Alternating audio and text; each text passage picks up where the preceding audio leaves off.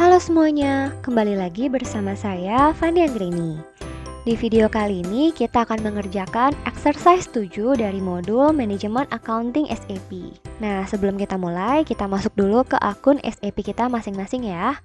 Kliennya jangan lupa diganti menjadi 902, lalu masukkan user dan password kalian masing-masing. Di sini saya akan masuk menggunakan user kelas F, kalian silahkan masukkan user dan passwordnya. Oke, kita sudah masuk ke dalam halaman SAP Easy Access. Kita akan mulai mengerjakan. Exercise 7 itu mengenai Integrated Planning Cycle. Ada 3 tasks yang akan kita kerjakan di exercise 7 ini. Mulai dari bagaimana cara kita cek harga untuk aktivitas tertentu, lalu bagaimana cara menghitung estimasi standar cost, lalu nanti kita juga akan belajar bagaimana cara merilis cost estimate.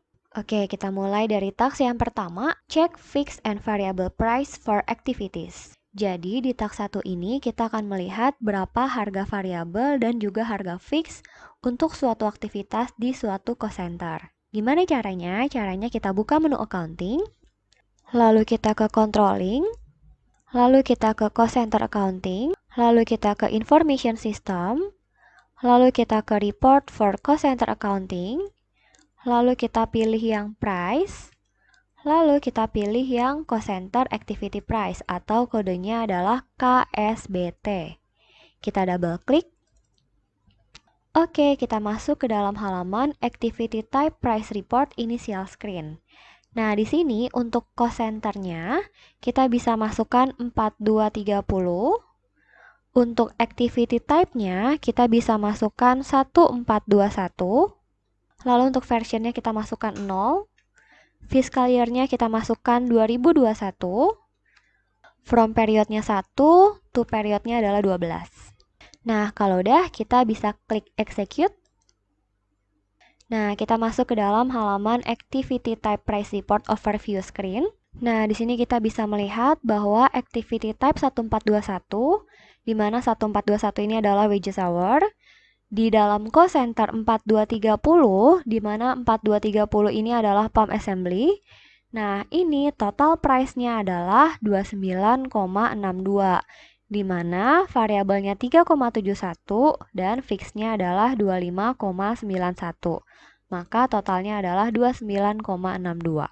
Jadi kalau kita mau mengetahui berapa sih total cost dari suatu activity di dalam cost center, kita bisa melihatnya dengan cara seperti ini. Oke, kalau udah, ini kita slash n aja. Task 1 selesai, kita akan lanjut ke task 2, create a standard cost estimate. Jadi di task 2 ini kita mau melihat estimasi dari standar cost untuk suatu material tertentu. Jadi seperti yang kita ketahui bahwa untuk memproduksi suatu produk biasanya kita mempunyai standar cost-nya. Nah, bagaimana sih cara kita membuat standar cost tersebut? Nah, ini caranya. Kita mulai dari accounting, lalu ke controlling, lalu kita ke product cost controlling, lalu kita pilih product cost planning, lalu kita ke material costing, lalu kita pilih yang cost estimate with quantity structure, lalu kita pilih yang create atau kodenya adalah CK11N. Kita bisa double klik.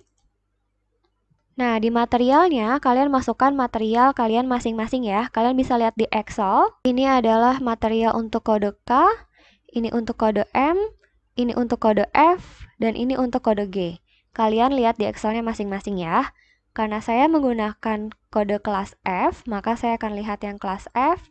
Di sini materialnya adalah R, strip, F, lalu kode kelas, lalu 1, lalu nomor urut kita masing-masing. Kalau kalian takut salah, kalian buka Excel-nya di menu File, di Teams kalian, lalu kalian lihat material untuk user kalian masing-masing, oke? Saya akan masukkan material saya, kalian jangan salah masukin ya. Lalu plan-nya kita masukkan 1000. Lalu untuk costing variannya kita bisa masukkan PPC1. Kita masukkan yang PPC1, Standard Cost Estimate. Lalu costing versionnya 1, costing lot size-nya kita masukkan 500. Jadi ceritanya kita mau membuat estimasi standar cost untuk 500 unit. Kalau udah, ini kita enter satu kali. Kita pindah ke tab dates. Nah, ini nggak usah diganti apa-apa ya.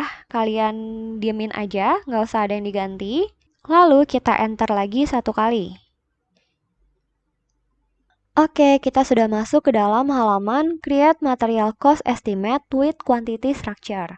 Nah, ini material yang tadi kita masukin, R strip F sekian-sekian ini, itu ternyata adalah PAM materialnya. Nah, kita mau lihat nih, untuk membuat satu material PAM ini, kira-kira butuh bahan apa aja sih, dan biayanya kira-kira berapa. Nah, di sini, di sebelah kiri, kalau kalian lihat ada costing structure. Nah, ini kan ada PAM, lalu di bawahnya ada casing, flywheel, hollow shaft, dan electronic turbo drive. Ini adalah material-material atau bahan-bahan yang diperlukan untuk membuat PAM gitu. Nah, ini kalau kita mau breakdown lagi, untuk membuat casing tuh butuh apa aja sih? Nah, ini bisa kita breakdown lagi seperti itu. Jadi, kita bisa melihat juga bill of materialnya. Untuk membuat satu material butuh apa aja dan berapa banyaknya. Nah, di sini juga kalau kalian lihat ada angkanya, ada COGM-nya berapa, COGS-nya berapa, estimasinya ada semua. Nah, ini kalau kita mau lihat per komponen, misalkan nih, ini kan kita lihat datanya PAM. Nah, kalau kita mau lihat untuk casing, ini tinggal kita double klik aja nih casingnya. Kita double klik, maka ini muncul data untuk si casing. Lalu kita double klik yang flywheel, nah maka akan muncul data untuk yang flywheel. Hollow shaft kita double klik juga muncul untuk yang hollow shaft. Nah, kalau mau balik lagi kita klik yang PAM. Nah, ini kalau mau kita lihat lagi nih, misalkan COGM 250.000 tuh buat apa aja sih? Ini bisa juga nih kita lihat angka ini asalnya dari mana. Kita taruh kursornya di 250.000 ini di total cost-nya, lalu kita double klik. Nah, maka akan muncul perhitungan angka 250.000 itu asalnya dari mana.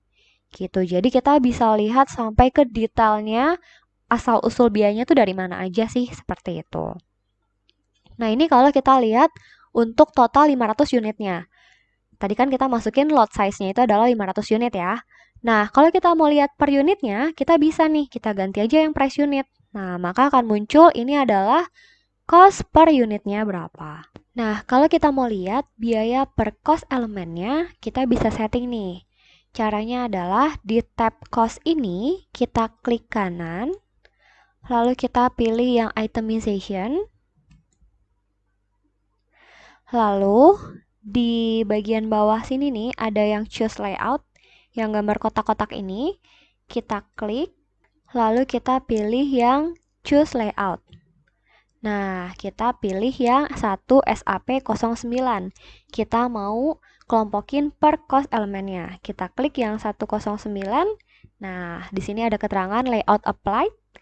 Nah, sekarang kita bisa lihat ini adalah biaya-biaya per cost elemennya. Nah, ini adalah cost elemen 619.000, 620.000, seperti itu. Kalau kita mau lihat per total, kita ganti lagi. Misalkan kita mau lihat yang costing lot size. Nah, ini adalah tampilan untuk total cost untuk masing-masing cost elemennya. Nah, kalau udah, ini kalian gak usah ganti apa-apa. Kita bisa save. Kita klik save.